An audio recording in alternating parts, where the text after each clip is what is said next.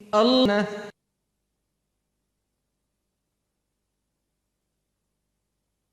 ہماری آج کی گفتگو کا موضوع ہے ذکر الہی، اللہ کو یاد کرنا۔ اللہ تعالیٰ کو یاد کرنا خوبصورت ترین کاموں میں سے ایک کام ہے، بہترین عبادات میں سے ایک عبادت ہے۔ قرآن پاک میں اللہ تعالیٰ اس کے بارے میں فرماتے ہیں وَلَذِكْرُ اللَّهِ اکبر، اور اللہ کا ذکر بہت بڑا کام ہے، بہت اچھا کام ہے۔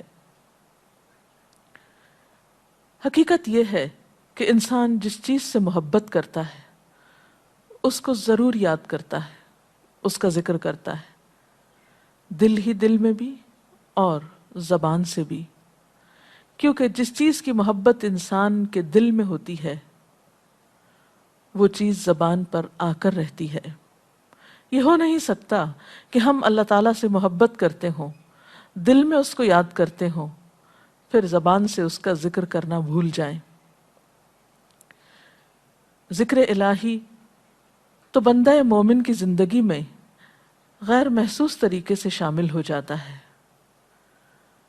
اس کی اس طرح عادت ہو جاتی ہے کہ انسان اٹھتے بیٹھتے چلتے پھرتے تنہائی میں سب کے بیچ میں بیٹھ کر اپنے رب کو یاد کرتا رہتا ہے، دل ہی دل میں یا زیر لب وہ اپنے رب کو کسی حال میں بھی نہیں بھولتا۔ اور بھولے بھی کیوں؟ اس لیے کہ اس کی ذات پر رب کے احسانات ہر ایک سے بڑھ کر ہیں، اس کی نگاہیں ہر طرف رب کے کمالات دیکھتی ہیں، وہ ہر طرف رب کی نعمتوں کو دیکھ کر سرشار ہوتا رہتا ہے۔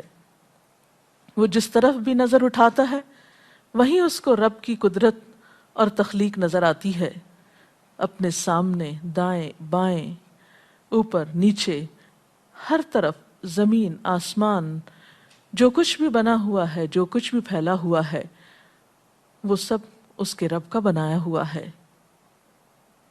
پھر وہ اس رب کو کیسے بھلا سکتا ہے؟ قرآن پاک میں اہل ایمان کو ذکر کرنے کی تلقین کی گئی ہے۔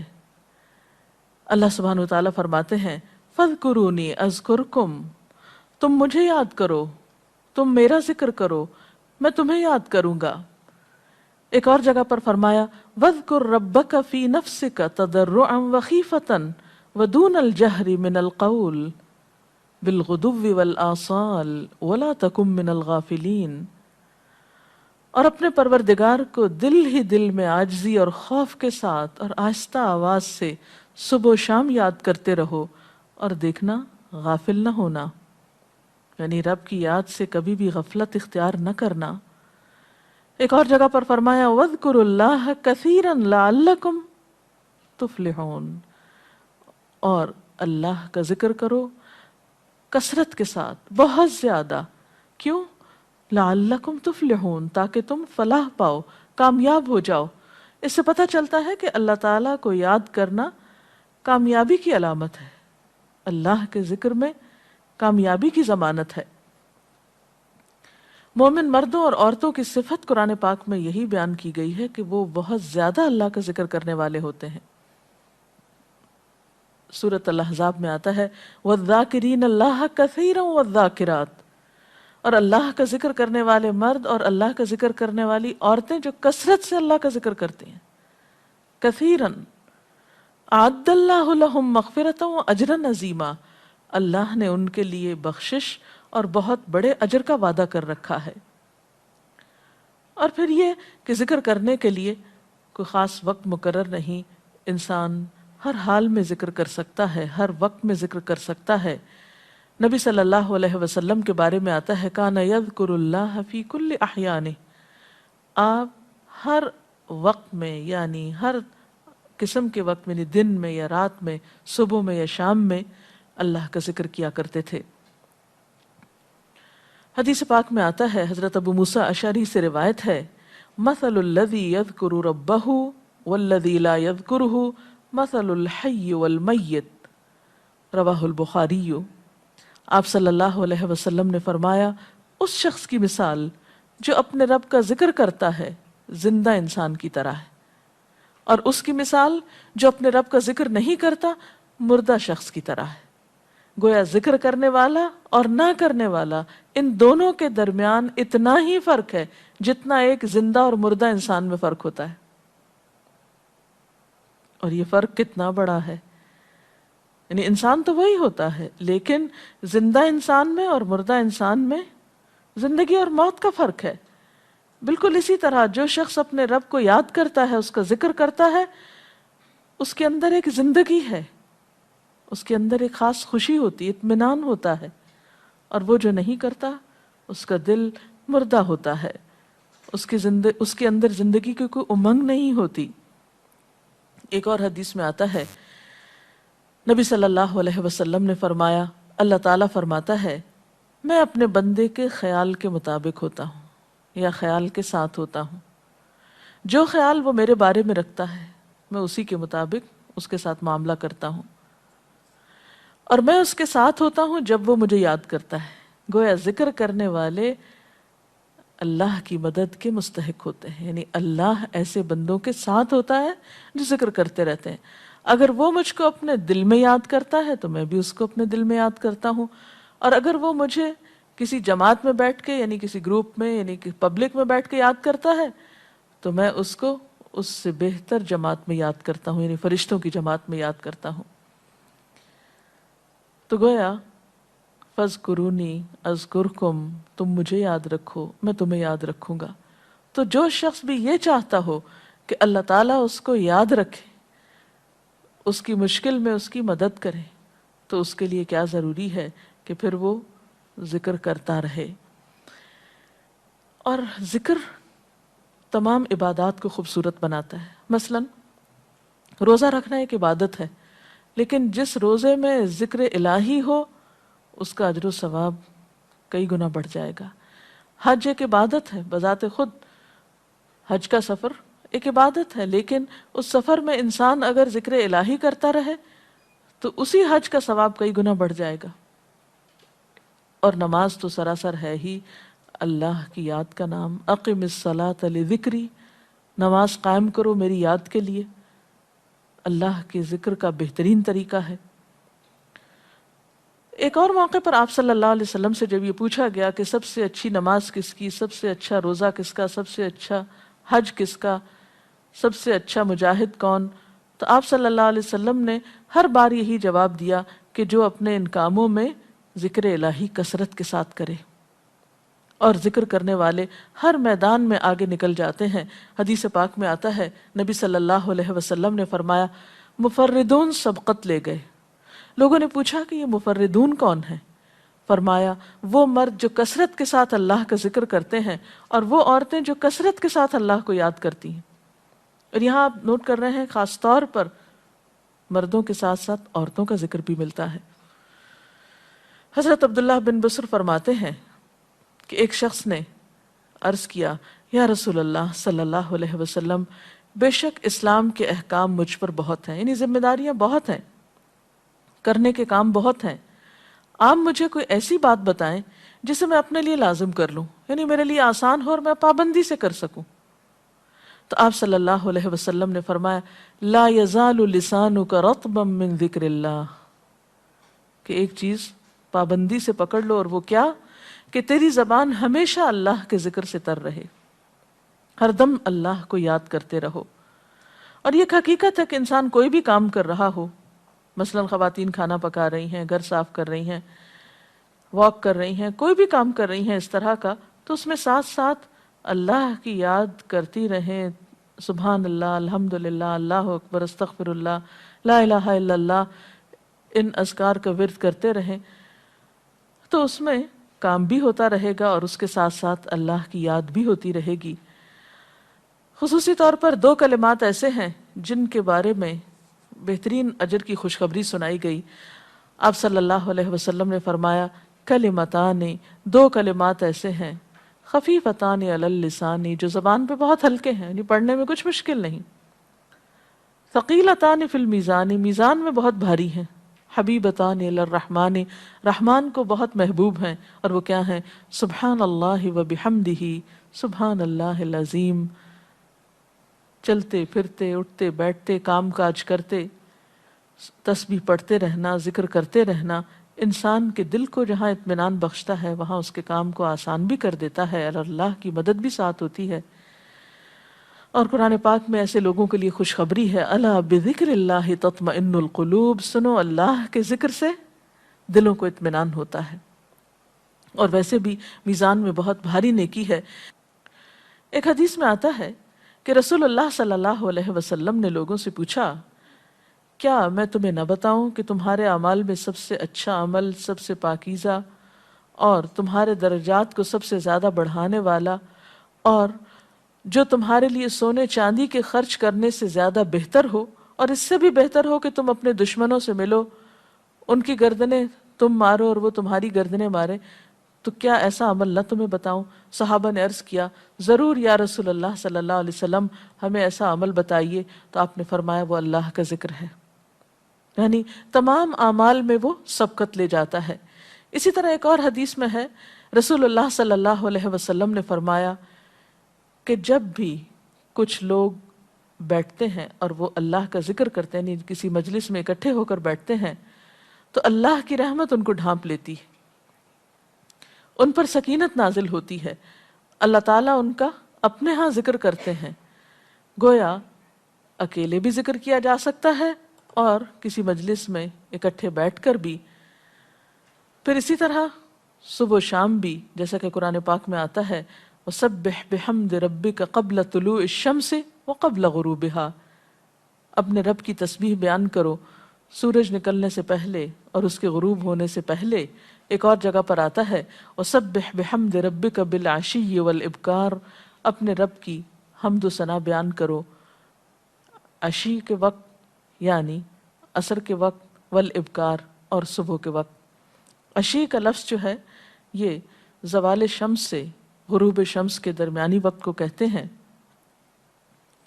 پھر اسی طرح انبیاء علیہ السلام کے بارے میں ہم دیکھتے ہیں، حضرت داؤد علیہ السلام بہت خوبصورت آواز سے، بہت خوبصورت انداز میں اللہ تعالیٰ کا ذکر کیا کرتے تھے۔ نبی صلی اللہ علیہ وسلم نے ایسے لوگوں کے بارے میں بہت خوشخبریاں دی ہیں، اور سب سے بڑی خوشخبری کیا ہے کہ خود اللہ تعالیٰ کا تقرب انسان کو حاصل ہوتا ہے، انسان کے گناہوں کا کفارہ ہوتا رہتا ہے۔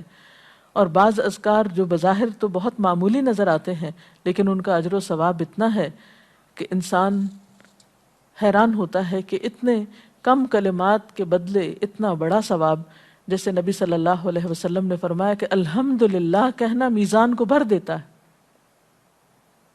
اب الحمدللہ دو لفظ ہیں لیکن جو شخص دل سے اس کو ادا کرتا ہے تملا المیزان، میزان بھر جاتا ہے اس سے۔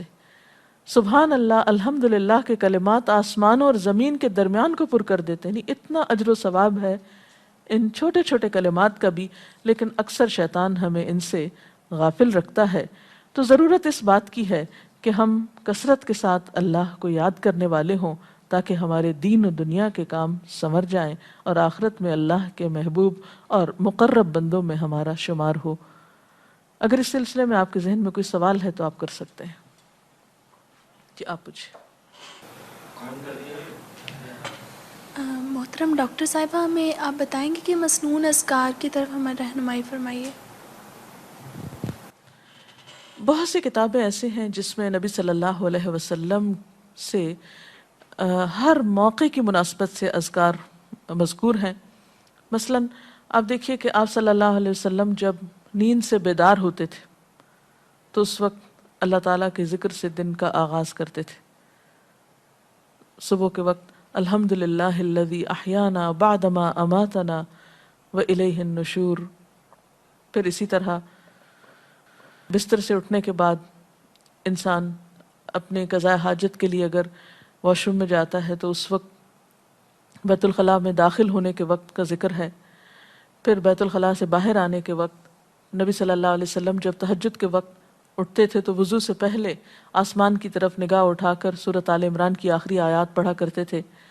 پھر اسی طرح سحری کے وقت خاص طور پر استغفار کا حکم ہے۔ پھر انسان وضو کرتا ہے تو وضو سے قبل اور وضو کے آخر میں ذکر بتایا گیا۔ اور وضو کے آخر کا ذکر سبحانک اللہم و بحمدک اشہد ان لا الہ الا انت استغفرک و اتوب الیک کا اتنا ثواب بتایا گیا کہ ایسے شخص کے لیے جو پابندی کے ساتھ یہ ذکر کرتا ہے اس کے لیے جنت کے 8 دروازے کھل جاتے ہیں۔ پھر اسی طرح جب انسان گھر سے نکلتا ہے مسجد کی طرف جاتا ہے مرد حضرات، تو گھر سے نکلنے کے وقت کی دعا ہے، پھر اسی طرح راستے میں پڑھنے کی، پھر مسجد میں داخل ہونے کی، پھر مسجد کے اندر، پھر مسجد سے باہر نکلتے وقت، پھر دوبارہ گھر آتے ہوئے بازار سے اگر گزرتا ہے تو اس وقت کا ذکر ہے، پھر گھر میں داخل ہونے کا ذکر ہے، پھر اگر کچھ کھا رہا ہے انسان تو بسم اللہ پڑھ کر کھانے کا آغاز کرتا ہے اور الحمدللہ کے ساتھ پھر اختتام کرتا ہے۔ پھر اسی طرح چھینک آنے پر ذکر ہے، پھر مرغا اگر آذان دیتا ہے تو اس وقت کا ذکر ہے، پھر مؤذن کی آذان سن کر انسان اس کو جواب دیتا ہے، اس کے بعد کا پھر ذکر ہے۔ پھر اسی طرح انسان کسی کے ساتھ جب معاملہ کرتا ہے، کہیں وعدہ کر رہا ہے تو اللہ کو یاد کرتا ہے انشاءاللہ کہہ کے، پھر اسی طرح کوئی اچھی چیز دیکھتا ہے ماشاءاللہ کہتا ہے، کہیں استغفر اللہ کہتا ہے۔ تو بندہ مومن کی زندگی کا کوئی مقام اور کوئی موقع ایسا نہیں جس کے بارے میں نبی صلی اللہ علیہ وسلم نے کوئی نہ کوئی خوبصورت انداز کا ذکر نہ سکھایا ہو۔ حتیٰ کہ انسان شام ہوتی ہے تو پھر صبح و شام کے اذکار ہیں، پھر اسی طرح ہر نماز کے بعد کے اذکار ہیں، تسبیحات ہیں، پھر بستر میں جاتے وقت کی دعا ہے، پھر اسی طرح اگر آپ کسی بیمار کی عیادت کرنے کے لیے گئے ہیں تو اس وقت کی دعا ہے، اگر کوئی بیمار ہو جاتا ہے تو اس کے اوپر پڑھی جانے والی دعائیں ہیں۔ یعنی کوئی بھی زندگی کا گوشہ ایسا نہیں جس میں ذکر الہی کی طرف ہمیں متوجہ نہ کیا گیا ہو۔ اور حقیقت یہ ہے کہ انسان جب اس دنیا سے رخصت ہوتا ہے اور اگر لا الہ الا اللہ پر اس کی موت آتی ہے تو انشاءاللہ اس کے لیے بشارت ہے جنت میں جانے کی۔ لیکن یہ اسی وقت ہو سکتا ہے جب ہم اپنے عام حالات میں ذکر کے عادی ہوں۔ یہ نہیں ہو سکتا کہ عام طور پر ہم غافل رہیں اور اچانک موت کے وقت ہمیں یاد آ جائے۔ اور بات یہ ہے کہ جس خیر پر انسان دنیا سے رخصت ہوتا ہے اسی پر پھر قیامت کے دن اٹھایا جائے گا، اس لیے ذکر کو اپنی عادت میں شامل کر لینا چاہیے۔ جی آپ پوچھیے۔ ذکر اور دعا میں کیا فرق ہے؟ کیا دعا بھی ذکر میں شامل ہے یا ذکر اور دعا دو مختلف چیزیں ہیں؟ ذکر اور دعا دونوں ایک ہی چیزیں ہیں۔ ذکر کا مطلب ہے اللہ کو یاد کرنا۔ بعض اوقات انسان صرف دل میں یاد کرتا ہے، زبان سے نہیں بھی دہراتا تو وہ بھی ذکر شمار ہوتا ہے۔ بعض اوقات انسان کو مسنون کلمات کہتا ہے، بعض اوقات اللہ تعالیٰ کی تعریف اپنی زبان میں بیان کرنا، یہ بھی ایک طرح سے ذکر کرنا ہوتا ہے۔ اور دعا میں خاص طور پر کسی چیز کا مطالبہ کیا جاتا ہے، یہ کچھ مانگا جاتا ہے اللہ تعالیٰ سے۔ یعنی ہر دعا ذکر ہے لیکن ہر ذکر دعا نہیں ہوتی۔ ذکر کی کئی قسمیں ہیں جن میں سے ایک دعا بھی ہے۔ جی آپ پوچھیں۔ کیا ذکر کے لیے ہر وقت باوضو رہنا ضروری ہے؟ ذکر کے لیے ہر وقت باوضو رہنے کی شرط نہیں ہے۔ قرآن پاک میں اللہ تعالیٰ فرماتے ہیں الذین یذکرون اللہ قیاما وقعودا وعلی جنوبہم ویتفکرون فی خلق السماوات والارض ربنا ما خلقت ھذا باطلا سبحانک فقنا عذاب النار۔ وہ لوگ جو اللہ کو یاد کرتے رہتے ہیں کھڑے ہو کر، بیٹھ کر، لیٹ کر، اپنے پہلوؤں پر، اور کائنات میں غور و فکر کرتے رہتے ہیں، کہتے ہیں کہ پاک ہے تو اے ہمارے رب، ہمیں آگ کے عذاب سے بچا۔ تو اس سے یہ پتہ چلتا ہے کہ انسان بیٹھ کر، چلتے پھرتے اور لیٹ کر بھی اللہ کو یاد کر سکتا ہے۔ اب لیٹنے کی حالت ایسی جس میں سونا بھی شامل ہے، تو سوتے ہوئے اگر انسان ڈر جائے یا کوئی برا خواب ہے تو اس وقت بھی ذکر کرنا، مسنون ذکر موجود ہے۔ یعنی اس وقت بھی نبی صلی اللہ علیہ وسلم نے دعا مانگنے کا طریقہ بتایا کہ اب کیا پڑھو، تاکہ تم اس خواب کے خوف سے، اگر کوئی ناپسندیدہ خواب ہے تو اس سے باہر آ جاؤ۔ تو اب آپ دیکھیں کہ سو کر تو وضو باقی نہیں رہتا، اور اگر اللہ کی یاد کے ساتھ ہر وقت باوضو ہونے کی شرط ہوتی تو پھر تو شاید ہی کوئی ذکر کر سکتا ہر وقت، کیونکہ ایک مشکل کام ہے۔ وضو نماز کے لیے شرط ہے، نماز وضو کے بغیر نہیں ہوتی، لیکن ذکر آپ وضو کے بغیر کر سکتے ہیں، اور اس میں درود شریف بھی شامل ہے، آیت کریمہ بھی شامل ہے۔ ہاں افضل ہے اگر آپ کو توفیق اللہ نے دی کہ آپ وضو کے ساتھ ہیں اور وضو کے ساتھ ذکر کریں، لیکن اگر باوضو نہیں ہے تو ذکر سے آپ کو کوئی چیز روک نہیں سکتی، الا یہ کہ آپ بیت الخلاء میں ہیں، اس وقت ذکر نہیں کرنا چاہیے۔ ادروائز آپ عام روٹین کے نارمل کاموں میں اللہ تعالیٰ کو یاد کر سکتے ہیں، خواہ وضو سے ہوں یا بغیر وضو کے ہوں. جی آپ. قرآن پاک جو ہم پڑھ رہے ہوتے ہیں تو کیا ضروری ہے کہ ہم بہت پراپرلی بیٹھ کر پڑھیں، یا ہم ٹیک لگا کے، یا ہم اپنے بستر پہ بھی پڑھ سکتے ہیں؟ افضل تو یہی ہے، پسندیدہ یہی ہے کہ انسان با ادب بیٹھے، لیکن اگر آپ قرآن پاک کا کچھ حصہ زبانی یاد کیے ہوئے ہیں، کچھ صورتیں ایسی آپ کو آتی ہیں اور آپ چلتے پھرتے ان کی دہرائی کرنا چاہتے ہیں تو ایسا بھی کر سکتے ہیں. اجتماعی ذکر کی کیا کیا صورتیں ہو سکتی ہیں؟ اجتماعی ذکر میں قرآن پاک کا پڑھنا، پڑھانا، سیکھنا، سکھانا، اس کو یاد کرنا، یہ تمام چیزیں آتی ہیں. اس کے ساتھ ہی آج کا پروگرام کا وقت ختم ہوتا ہے. اجازت چاہتے ہیں. السلام علیکم ورحمۃ اللہ وبرکاتہ.